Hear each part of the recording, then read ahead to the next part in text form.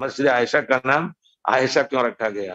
وہ اصل میں تنعیم، مسجد التنعیم، عربی کتابوں میں مسجد عائشہ نہیں کہتے ہیں، مسجد التنعیم، تنعیم نعیم نعمان۔ اللہ کی ایک مہربانی ہمارے ساتھ ہوئی، ایک شرف کی حدود حرم کی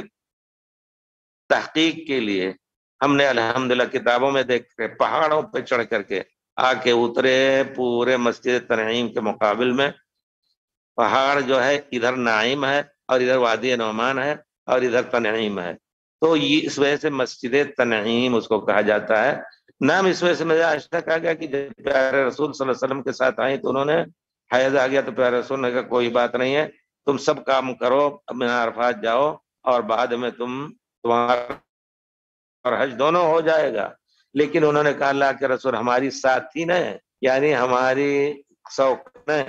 تو عمرہ اور حج دونوں کر کے جا رہی ہیں، میں تو صرف ظاہر میں حج ہی کیا ہوں۔ تو حضرت عبد الرحمن بن ابی بکر ان کے بھائی کو بھیجا، وہ پیچھے بیٹھا کر کے اونٹ کے لے گئے اور وہاں سے حضرت عائشہ کی کو پھر رسول نے فرمایا حد حرم سے باہر، تو وہ پہلی جگہ حضرت عائشہ نے وہاں سے احرام باندھا تو مسجد عائشہ ہوا، ورنہ وہ مسجد تنعیم کے نام سے مشہور ہے رضی اللہ عنہ۔